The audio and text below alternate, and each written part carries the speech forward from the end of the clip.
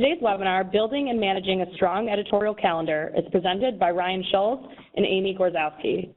Ryan Schulz is One North's Director of Brand, helping clients clearly identify, define, and embrace their brand essence, purpose, and value proposition. Amy Gorczowski is One North's Senior Content Creator, essential in developing and strengthening the brand messaging for her clients. With that, I'll turn it over to our speakers. Fantastic. We're really excited to be with you guys here today.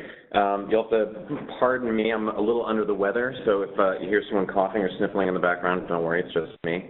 Or if we go mute for a second, it's not your connection. It's just me coughing spastically in the background. Anyway, so quick shameless plug before we get started for a white paper that I just finished writing with the help of the marketing team here. So whether you're one of those marketers that has a hard time explaining to leadership why brand matters or why brand should matter, or whether you're one of those marketers that has a hard time understanding all of the components of brand yourself, this is a great tool that you can download from the website, and it's free. So why not take advantage of it? So please go to the web and go to our website and grab it. Use it however you like, and if you have questions about it, feel free to reach out to your favorite account director, and they can get in touch with me, and I'd be happy to answer any questions you have about it. As we sort of jump into the agenda for today, there's basically 3 areas of focus. There's pre-build, build, and post-build around your editorial calendar. Before we get started, I just want to say this is really just a framework. What we're going to be talking about today is largely discipline, being disciplined around how you think about your organization, how you think about the content that you produce, and then being disciplined about putting it against a regular schedule. And this is just one technique. There's lots of other techniques that are out there, but I know for a fact that this technique has worked. I've used it before myself, or at least the principles within it I've used myself. There's a handful of great little sort of add-ons. We'll be talking about the core principle of content production, which is a great little sort of sidebar piece that I think you could take away from this. But as we sort of get a little bit further into it, I wanted to talk a little bit about why you need an editorial calendar, why it's an important component. We ask this of clients all the time. You know, do you have an editorial calendar that you follow on a regular basis? It's like 50-50. You know, some say yes, some say no. The ones who say no seem to have a handful of these problems that are on this page. They sort of lose control from a sanity standpoint of their content. They spend more money than they need to on content that maybe isn't quite hitting the right audience, and it's not really enhancing their brand. So really an editorial calendar can serve to, make you a little bit more sane.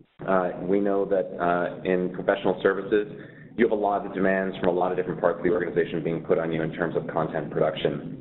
So having an editorial calendar, something that you can point to that says, this is the plan for the year. I'm sorry that piece of content just doesn't quite fit into the editorial calendar, or let's change it a little bit so that it more aligns with this theme or this event that we're going to be publishing around, is a great way to have a backup, so it's not just a, I'm not sure that fits right now conversation. It's also an incredibly cost-conserving activity, too. Being able to really clearly see what your year looks like and know what kinds of content you're going to be producing over the course of the next year will help with budgeting and will help you be disciplined in terms of sticking to that budget. Audience capturing. Having an editorial calendar, a really honed-in editorial calendar, really helps you sort of identify the different target markets and target audiences that you have for different pieces of content or different themes.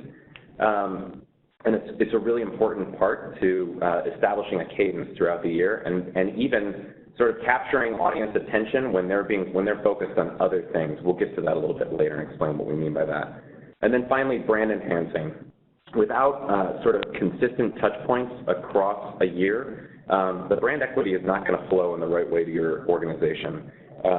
Being able to harness the power that is the calendar, that is what is going on in everyone else's lives, is an important part to building your own brand, making your brand relevant in the lives of your audience. So those are just sort of 4 quick reasons why we think you need an editorial calendar, but you're already here, so we assume that you think you need one or you need some help with one. Let's get into looking at what pre-build looks like. Yeah, so knowing all that, let's make sure we have all the things that you'll need to get started. The first thing you're going to want to think about is balancing objectives. It's important to think about, first, your organization's goals for the year. What kind of topics do you want to focus on? What kind of feelings do you want to evoke through your writing? Do you want to highlight certain areas of your business? And what are your organization's overarching goals? After you've done that, you can take a minute to step back and think, what's your audience going to be interested in? What kind of information are they going to be looking to you for as the expert in your area? The overlapping section between these two areas in the middle is the best place to grow your yearly goals and themes. And agreeing on these goals and themes as an organization will help all this content have a cohesive message. And a minute ago, I mentioned the idea of C.O.R.E. A few years ago when content marketing was all the rage, the idea of COPE was sort of pushed out into the public domain and was everywhere. COPE stands for Create Once, Publish Everywhere. It was sort of a say it and spray it mentality. There's all these social channels that are coming online. We need to be everywhere. And so really, we just need to create one piece of content and then slightly adapt it to fit on lots of different channels. That's no longer, the right way or the way we recommend for going about it. C.O.R.E. is really a much more helpful, I think, way, especially when you're dealing with big, meaty issues like we are in professional services. And so C.O.R.E. stands for Create Once, Repurpose Everywhere. And to give you a flavor of what that actually looks like, this is a model of how that might actually break down. We know that thought leadership is probably an important part, or at least a big part of your content calendar in a given year. And so what we say is focus on those 2 or 3 or 4 really important thought leadership pieces, but then look within those pieces for the smaller bits that can be broken out into thought and opinion pieces that are potentially even event focused. So hold an event and have a roundtable around a specific idea that you know will be represented within a piece of thought leadership that might be coming out, in a few months or later that year.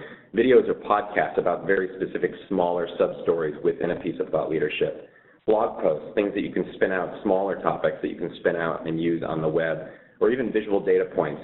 So if there's data that's represented within a piece of thought leadership, an interesting pull quote, pulling those pieces out and designing them in a beautiful way that represents your brand and using them on an appropriate channel.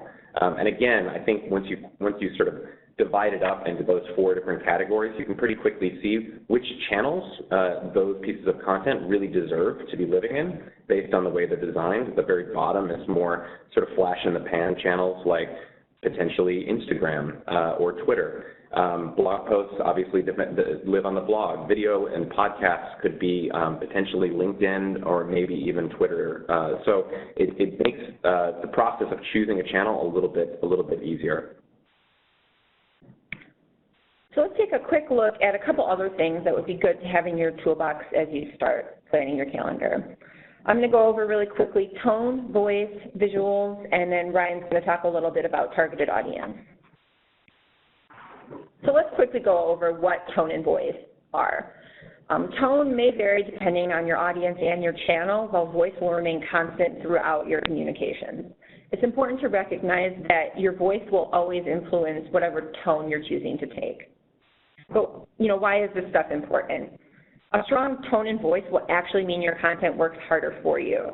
As your content is passed around to different outlets, as it will be, shared on social media, in press releases, industry publications, your brand essence will remain if you have a strong tone and voice, even if something like your logo is removed from the content. This is also true in something like proposals that might be sent to clients. This is usually a client's first introduction to your brand and often your organization. So a strong tone and voice is going to be imperative. To talk about this a little bit more, let's look at an example from an existing brand. A good real-world example of tone and voice that I think everybody can relate to. You're always going to talk in the same voice, but your tone will change if you're talking to a colleague or if you're talking to your niece or nephew.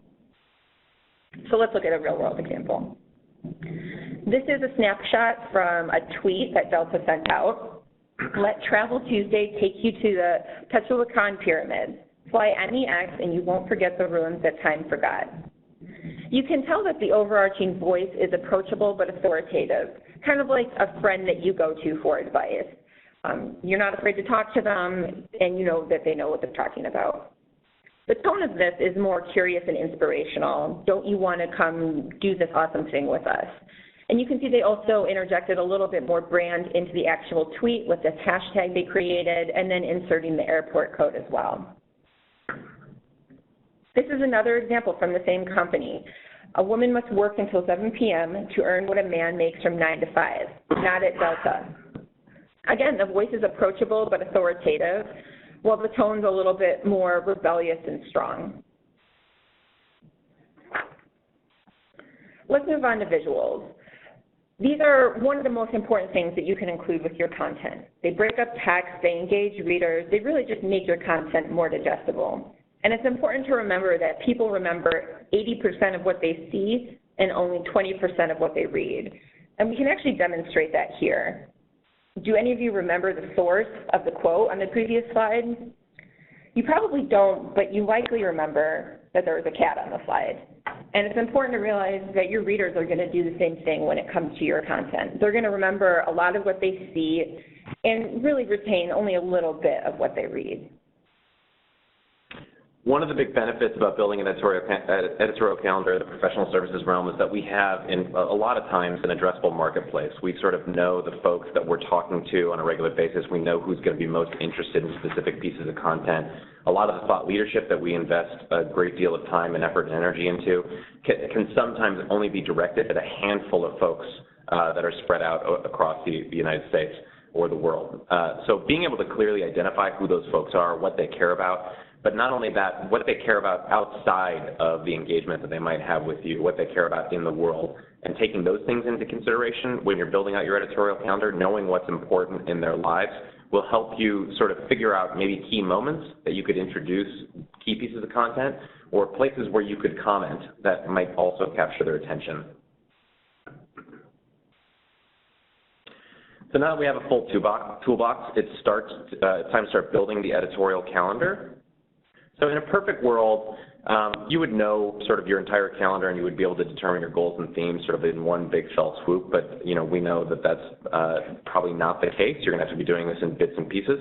So it's really important that you keep a running calendar over the course of an extended period of time so that you're constantly adding things into that. Keep an eye out for events that you know are regular recurring on your calendar. Identify which events are most important to you throughout the year, so figure out a ranking system for you that might make sense.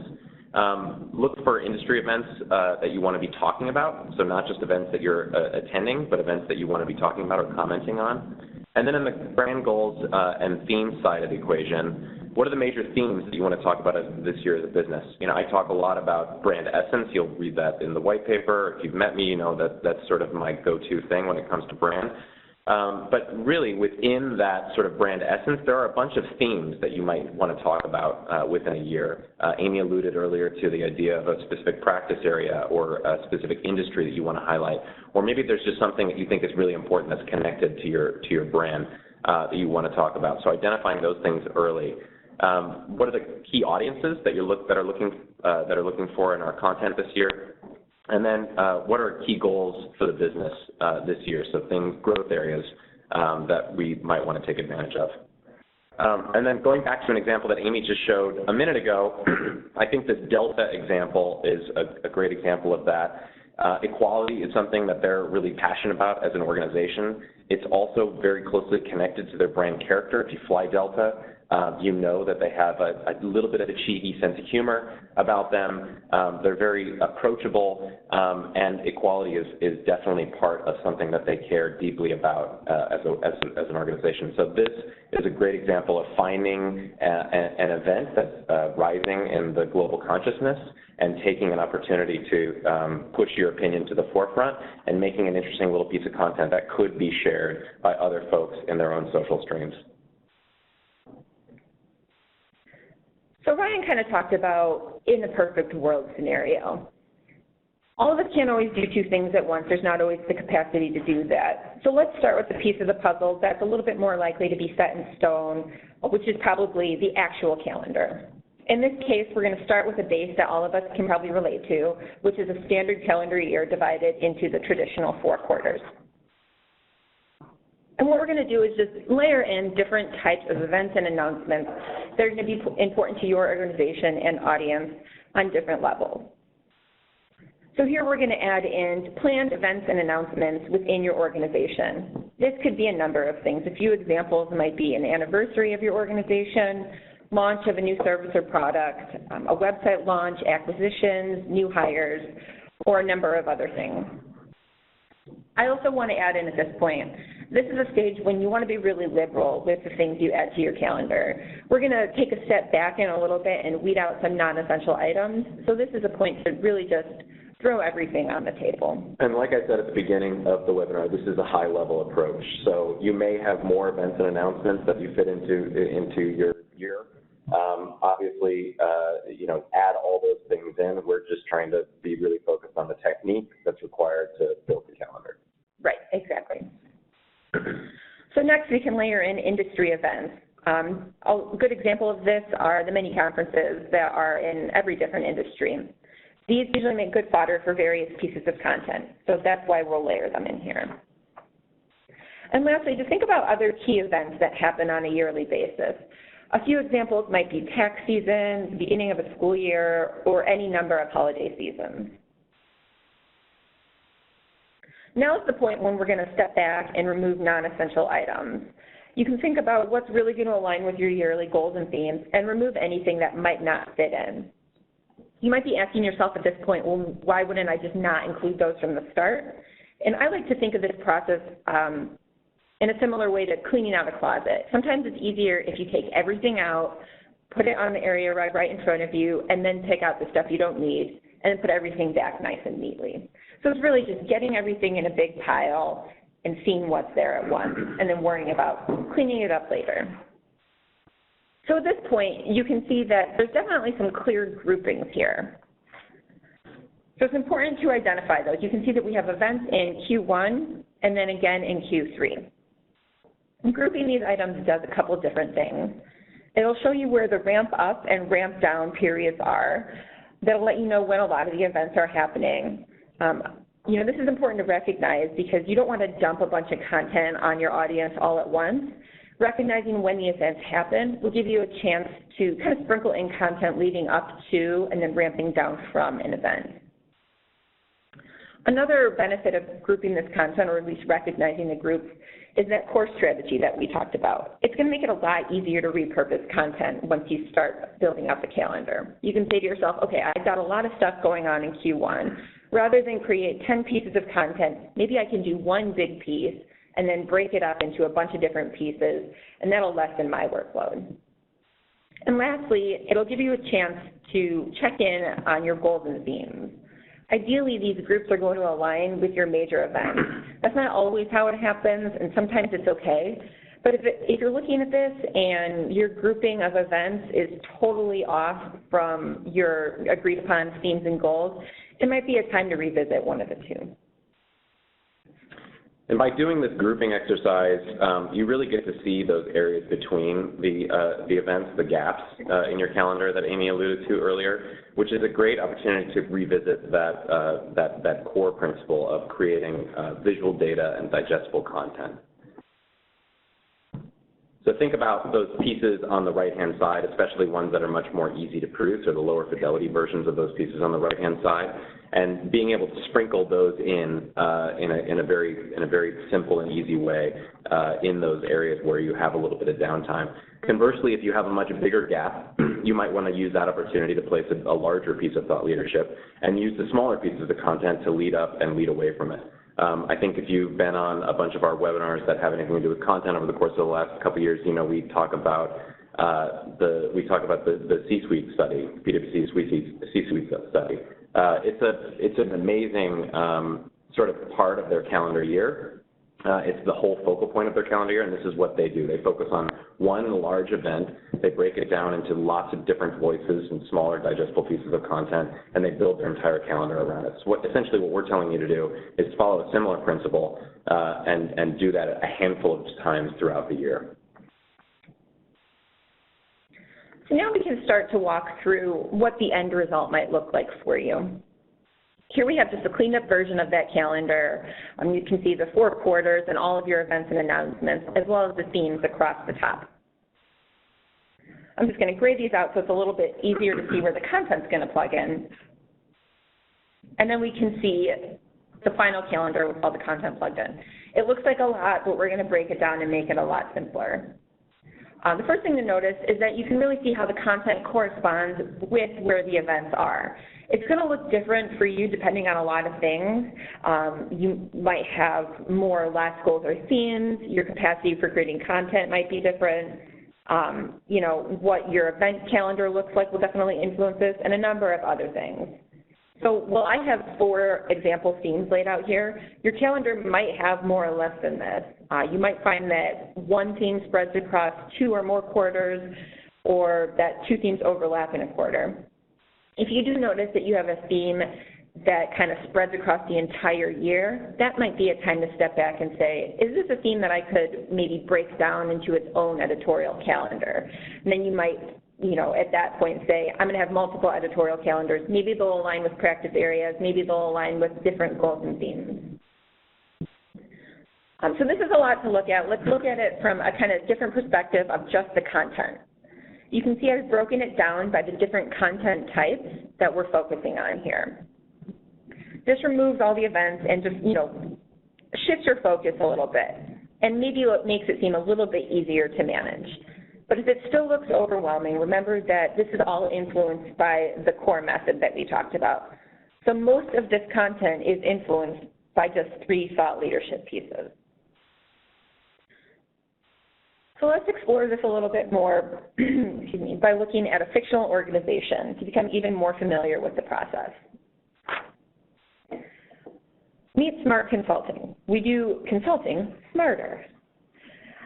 So Smart Consulting has already looked at their calendar for the year and determines their goals and themes. The yearly events that they're focused on are tax season and the end of the fiscal year. They're most focused in terms of events and announcements on their new private equity consultants, hosting a conference, launching a new website, and launching a new practice. In terms of industry events, you can see that they are planning to participate in 3. And then over on their goals and themes, their major theme as a year, for the year as a business will be to promote the private equity practice. And you can kind of already see some natural overlapping grouping when it comes to themes. You can see the private equity practice has already come up twice. Their audience is probably going to be looking to them for major reports and analytics within the industry. And then their key goal for the business is to increase business in the private equity practice. So let's revisit this Venn diagram. You can see that the overlapping section between these 2 areas is where we're going to grow those goals and themes that Smart Consulting is focused on. Again, let's start with that model that we introduced earlier. We're going to start with the standard year and layer in those events and announcements. Again, you can see that they spread nicely throughout the year, announcements of new consultants, hosting a conference, launching a new website, and launching a new practice. And then we're going to plug in the 3 industry conferences that they're involved in. And lastly, their relevant yearly events, which in this case is tax season and the end of the fiscal year. These events cluster nicely in Q1 and Q3. So that kind of lets their marketing team know that Q1 and Q3 should focus on ramping up and down from events, and Q2 and 4 would be good places for thought leadership. So you can move toward the end result for Smart Consulting now. Like before, we'll grade these out just so it's a little bit easier to read and add back in the content. You can see how each big piece of content breaks off into some smaller other pieces of content, and how each piece serves a purpose. They're grouped right around events, whether it's before, during, or after. You can see the green squares, the blog posts, usually happen before and after an event, with media and visualization sprinkled in. And again, we'll take a look at content divided by type as well. This might look like a lot again, but the marketing department at Smart Consulting knows that they don't really need to create all of these. They really just need to focus on those 2 pieces of thought leadership. And by using the C.O.R.E strategy, they can brainstorm ways to repurpose the content into other types of pieces. This would include blog posts, videos, visualizations, and there's a number of other types of content that would work as well. So now that we have the calendar structure built, let's work on maintaining it, which can sometimes be the most challenging part. One of the most difficult aspects of maintaining an editorial calendar is making sure you have enough people to write content. In fact, about 55% of B2B businesses are challenged with producing enough content. So there's a few things that can help you prepare and make sure that you have writers. The first thing is to start soliciting people right away. Maybe even before your calendar is entirely built out, think about who you want to reach out to, let them know you're thinking about them as a writer, see if they'd be willing to help you out. And always have a backup. You should always count on having at least 1 or 2 writers canceled. It's just the nature of the various industries that we work in. Something will come up occasionally and people won't be able to deliver in the way that they intended. The good thing about this last one is if none of your writers cancel, then you have those 1 or 2 backup in your back pocket. You know they're already willing to help you, so you can tap them for a different piece of content, maybe later on in the year or for the next year. Another great way to utilize the C.O.R.E strategy and become more efficient is to consider an article series. This will do a couple things. First, and maybe most importantly, it'll save you time. This is because you'll only have to tap into 1 or maybe 2 thought leaders. And it really benefits them too, because it really will showcase their skills and position them as thought leaders in their industry. Now, you may have to, and you probably should, commit to helping them write the content, but relying on 1 or 2 people for these bigger pieces of content will mean less running around for you. Another good benefit of an article series is that it breaks up ideas. It can make more complex ideas seem more digestible for your audience, and it can also create suspense. People will want to tune in for the next portion of the series and see what else they can learn from you. On the maintenance side of the equation, I mentioned at the very beginning of this webinar the idea of sanity-saving. Obviously, things are going to shift. As Amy alluded to, writers are going to cancel. Partners are going to come to you, or folks within the organization are going to come to you with a new priority. Those things are bound to happen. So let's take a look at that orange little dot. Let's say that particular event slides way up earlier in the year, and suddenly we're left with this large gap in content that could last, potentially an entire quarter. This is why it's really important to make sure that you're using that core principle and breaking the content down into much smaller pieces, because those small pieces, especially those visual bits, can be sprinkled throughout this period of time to make it look like you're continually publishing, even if you're not publishing on something that's brand new or something that's totally out of the box.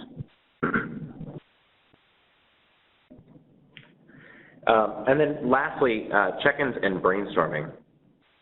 Because things are likely to shift in your calendar, it's a really good idea to schedule sort of weekly check-ins, for even if it's just yourself. Preferably, you'd be doing this with other folks within your marketing team, but at the very least, you should be revisiting this calendar, looking at all the inputs, and making sure that you're on track. I've seen this done a variety of ways. In some cases, I've seen editorial calendars printed up and posted physically in the office, sometimes just having a quarter-by-quarter view of your editorial calendar and having the individual pieces of content on Post-its allows you to really easily be able to move those things around and communicate them to your team without necessarily having to schedule new meetings or have everyone show up at a brainstorming session. But building as much flexibility into your process as possible is really important. So to kind of recap and summarize what we've discussed today, I want to take a minute and challenge some of the ways that editorial calendars sometimes get a bad rap. People can sometimes say they're too complex, when really what we've looked at today shows that they're pretty straightforward. You might have more content to add in than we've talked about today, but if you use the same discipline and process that we've talked about today, it's a relatively straightforward process. And while some people might think that editorial calendars are time-consuming, in the long run, they're actually really time-saving. It requires a little bit of commitment, up front, but in the long run, over the course of a year, it's going to save you a lot of time. And rather than being expensive, it's pretty cost-effective. In fact, it'll prevent you from overspending on content later in the year. And rather than create conflict, it's going to create order. Like Ryan talked about a little bit at the beginning of the webinar today, rather than having 100 different people come up to you throughout the year saying, I need you to publish this white paper right now, or I need you to do X, Y, Z, it'll create a little bit of order to be able to reference an editorial calendar and to distribute that throughout the organization. And if you want to learn a little bit more about editorial calendars or about content marketing in general, these are a few resources that we would recommend.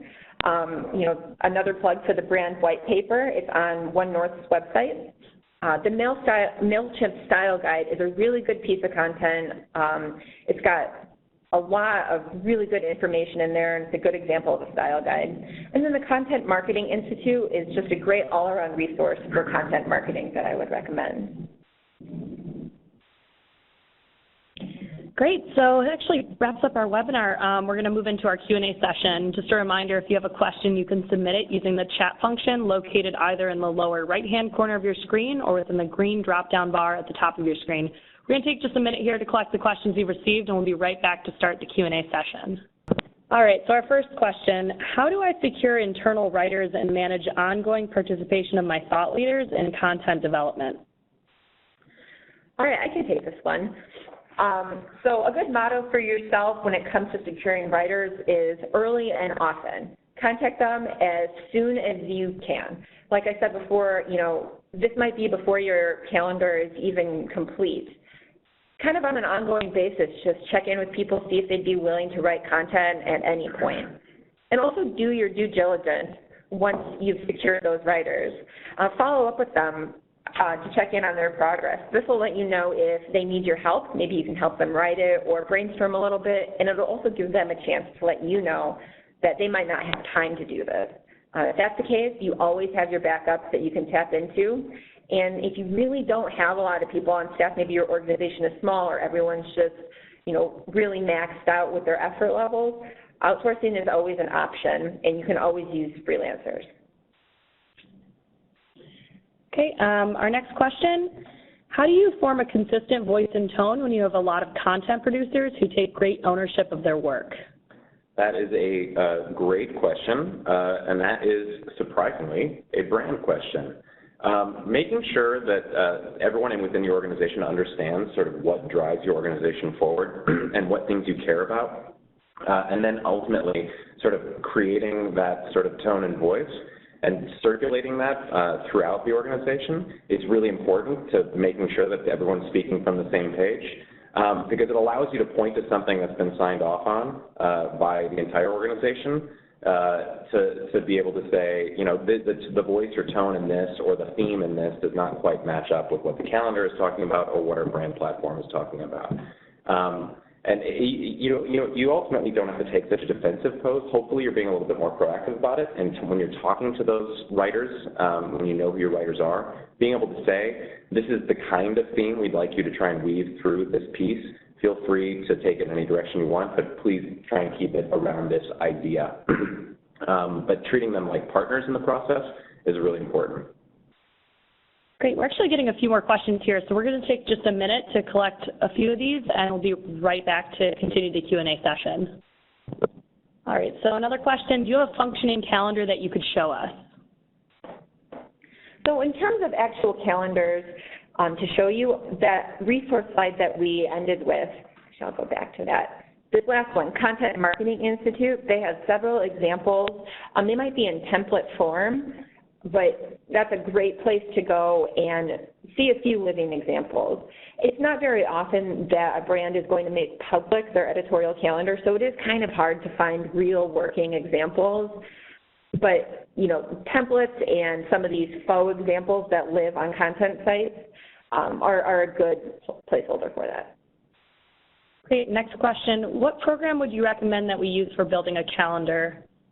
I think Excel works okay. It's certainly a place to start organizing your thoughts, at least start organizing the inputs to the calendar. I really am a big fan of creating physical versions of the calendars as sort of working documents to help you get to a place where you can capture that in a more digital way to be able to circulate.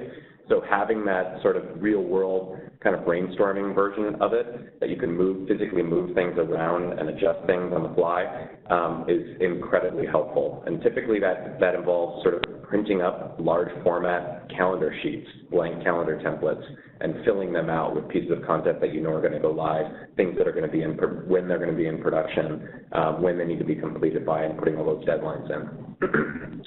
Great. How do you recommend incorporating and identifying appropriate channels within an editorial calendar? You know, I think you need to take a big step back again. I talked about this at the beginning, and make sure that you understand the intent and the way your users and audiences use those different channels. So what are they hoping to get out of a blog that you might maintain? What are they hoping to get out of if you have an Instagram account? C.O.R.E. is one of the world's largest commercial real estate firms. They own more square footage on the planet, own and lease more square footage on the planet than any other firm. And they use their Instagram account to highlight buildings that they own, beautiful photographs of buildings that they own. It's a really great example of leveraging that medium in an inspirational way that would potentially tap core consumers or customers that they might not otherwise reach, that they might miss with other channels. So really understanding how that channel is intended to be used. You know, it's the same way you wouldn't use LinkedIn to keep up with friends and family, because that's not what LinkedIn's for. That's what Facebook is for. You use Twitter to research the news, so you wouldn't use Facebook to research the news. So understanding the intent behind each of those channels is really important to that. Great. This looks like our last question. How do you suggest we identify supporting pieces of content from a larger thought leadership piece?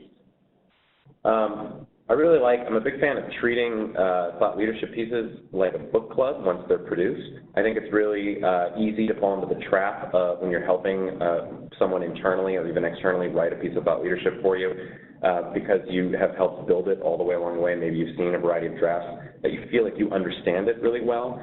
But take a big step back, invite a couple of fresh faces to the table, invite your marketing team or folks from your communications team or other partners to read that piece of thought leadership before it goes live, and then hold an hour-long or 2-hour-long brainstorming session where you talk about, you know, what stuck out to you, what were the really interesting themes and ideas, what was really surprising in here. Suddenly, you'll have a wall's worth of Post-it notes that have lots of different digestible pieces of content that can go in a lot of different directions. And don't pigeonhole yourself into thinking that just a piece of data has to exist as data viz. That could also exist in a series, in a video. It could also exist, it could also be turned into its own new blog post and be written about that piece of data from a different angle. So think about it from the widest lens possible. Great. So that wraps up the Q&A session. If we weren't able to get to your question or you have any additional questions about anything mentioned in today's webinar, feel free to contact marketing@onenorth.com. Thanks, everyone, for joining and for the questions, and have a great rest of your day.